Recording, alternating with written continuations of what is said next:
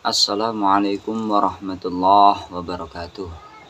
Alhamdulillah, sahabat-sahabatku yang dirahmati Allah Subhanahu wa taala, kita berjumpa kembali dengan kisah tutor. Pada kesempatan kali ini kita akan bercerita tentang kisah-kisah sufi.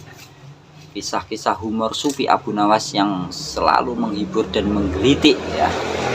Oke, nah, kali ini judulnya adalah Lebih Suka Masuk Penjara. Jadi Baginda Raja Harun ar-Rasyid itu memiliki dua putra yang bernama Al-Amin dan Al-Ma'mun. Nah, dua putra ini sangat berbeda sekali. Al-Ma'mun adalah orang yang rajin, yang ahli sastra, penyair ya, ahli pandai membuat syair. Sedangkan Al-Amin, adiknya, ini malas dan bodoh. Jadi sangat bertolak belakang dengan kakaknya. Sehingga Raja Harun ar-Rasyid pilih kasih lah, cara kasarannya, pilih kasih dan selalu membanding-bandingkan keduanya, sehingga lebih menyenangi, lebih mengasihi kepada Al-Ma'mun. Nah, dan hal itu tidak disukai oleh sang permaisuri Zubaidah selaku ibunya. Nah, kemudian permaisuri bertanya dan kepada sang raja, "Baginda, kenapa Anda tidak begitu menyayangi Al-Amin? Padahal itu putramu juga." Nah, karena ia tidak pandai sastra dan tidak bisa membuat syair, jawab Baginda Raja begitu. "Suamiku, sebenarnya Al-Amin itu lebih cerdas, lebih pandai apabila ia mau belajar. Sayangnya dia pemalas sehingga tidak bisa membuat syair dan tidak ahli sastra. Sebenarnya dia lebih cerdas daripada kakaknya Al-Ma'mun. Apa buktinya?" Baginda Raja balik berkata,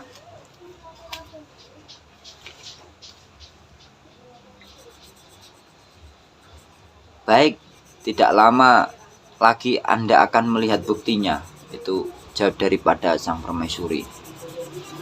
Setelah hal itu, permaisuri pergi dan meninggalkan sang raja untuk menemui putranya yang bernama Al-Amin. "Al-Amin, aku baru saja berdebat dengan ayahmu mengenai dirimu. Aku tidak rela kamu dipandang sebelah mata oleh ayahmu, selalu dibanding-bandingkan dengan kakakmu yang rajin, yang pandai dan bisa membuat syair. Karena itu, kamu harus rajin belajar ilmu sastra sampai engkau dapat menguasainya dan bisa membuat syair-syair yang indah." Akhirnya setelah diseneni, dimarahi oleh ibunya, Al-Amin pergi dari istana, meninggalkan istana beberapa hari, menuju ke tempat sepi ya. Di situ Al-Amin mulai belajar, tapi tanpa seorang pun pembimbing. Belajar, membaca, terus melatih dirinya, mengasah dirinya membuat syair-syair. Kemudian beberapa minggu kemudian, Al-Amin pulang ke istana. Nah, kemudian ditanya oleh ibunya, "Apakah kau sudah pandai membuat syair-syair, menguasai ilmu sastra anakku?" "Sudah, Ibu." Dan setelah hal itu akhirnya, "Oke, kalau begitu besok akan aku panggil Abu Nawas ke istana untuk menguji ilmu sastramu itu."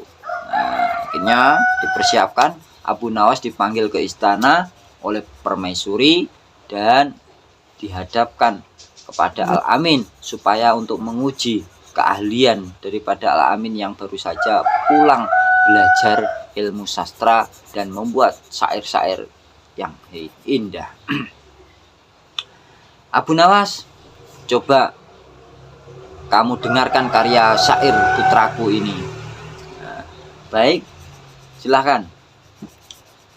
Kemudian Al-Amin mulai membacakan syair-syairnya. Kami adalah keturunan Bani Abbas. Kami duduk di atas kursi. Seperti itu syairnya. Lah, lantas Abu Nawas itu menahan tawa. Al-Amin tanya kepada Abu Nawas, bagaimana Tuan Abu? Ya, memang benar. Kalian semua adalah keturunan dari yang mulia. Seperti ngeledek. Seperti itu ya. Coba teruskan. Kami berperang. Kami membawa pedang dan tombak pendek. Abu Nawas ya sabar. Syair macam apa itu? Dicemooh ora. Syair macam apa? Kemudian karena dicemooh seperti itu, Al-Amin tersinggung sekali dan lantas menyuruh pasukan pengawal untuk menangkap Abu Nawas. Pasukan, tangkap Abu Nawas dan penjarakan dia. Wah, karena memang berkuasa di situ menjadi putra Baginda Raja. Wah, akhirnya setelah dipenjara, selang beberapa hari Abu Nawas tidak tampak di istana. Nah, sehingga Raja Harun Ar-Rasyid itu bertanya-tanya, ini kemana Abu Nawas kok tidak tampak batang hidungnya di istana ini. Nah, akhirnya terdengar kabar bahwasanya Tuan Abu Nawas di dalam penjara, dijebloskan ke dalam penjara oleh putranya sendiri. Kemudian ditanya, loh, apakah benar Tuan Abu berada di penjara, anakku? Betul, ayah. Kenapa? Ayo kita jenguk. Kita jenguk. Kemudian mereka berdua menjenguk Tuan Abu Nawas yang ada di penjara. Ya, karena Tuan Abu ini, ayah, telah mencemooh saya. Syair-syair saya dicemooh semuanya. Saya tidak terima, ayah. Loh, kenapa begitu? Memang syairmu itu jelek.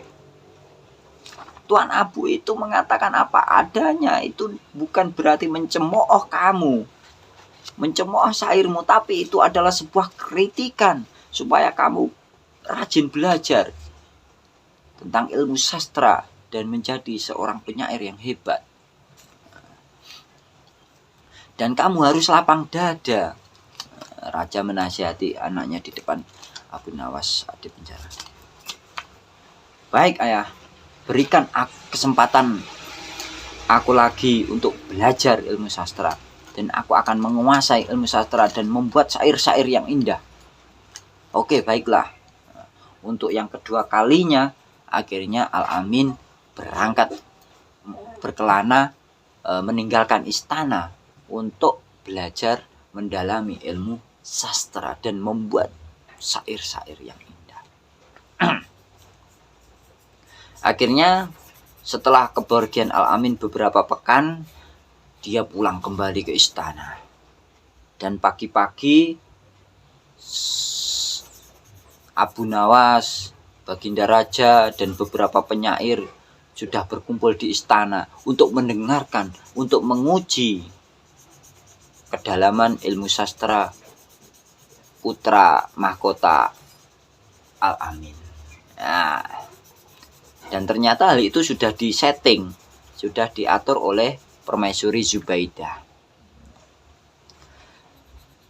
Dengarkan karya sastraku Al-Amin, saudara-saudaraku.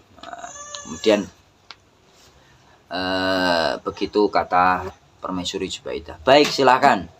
Abu Nawas mempersilahkan Al-Amin untuk membacakan syair-syairnya. Al-Amin pun mulai membacakan syairnya. Hai binatang yang duduk bersimpuh, rasanya tidak ada yang setolol kamu. Kamu seperti hidangan kinafah yang diolesi dengan minyak biji hardal dan minyak sapi yang kental. Seperti warna seekor kuda belang. Seperti itu syairnya.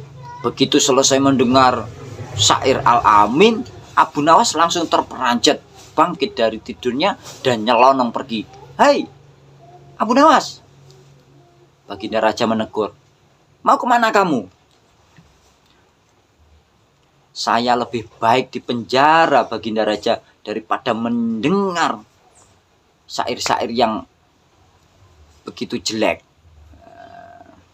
Toh sebentar lagi putramu akan memanggil pengawal, memanggil polisi untuk menjebloskan saya di penjara. Maka dari itu saya lebih baik di penjara daripada mendengar syair semacam itu. Mendengar jawaban Abu Nawas seperti itu, raja terpingkal-pingkal, guyu kakal. Abu Nawas. Dan istrinya, permaisurinya, Zubaidah, setelah mendengar hal itu memang bengong, ya, menyadari bahwa putranya memang bodoh. Seperti itu ceritanya, sahabat-sahabatku. Ya, mungkin bisa mengambil hikmahnya, mengambil pengetahuan, mengambil inspirasi, mengambil pelajaran yang berharga dari kisah ini ya. Dan tentunya mungkin menghibur untuk kita semua. Amin. Oke sahabat-sahabatku, ikuti terus kisah tutor, dapatkan, dengarkan cerita-cerita yang penuh teladan, penuh hikmah, penuh hiburan, dan menginspirasi. Kurang lebihnya mohon maaf. Wallahul muwaffiq ila aqwamit thoriq. Wassalamualaikum warahmatullahi wabarakatuh. Jangan lupa bahagia.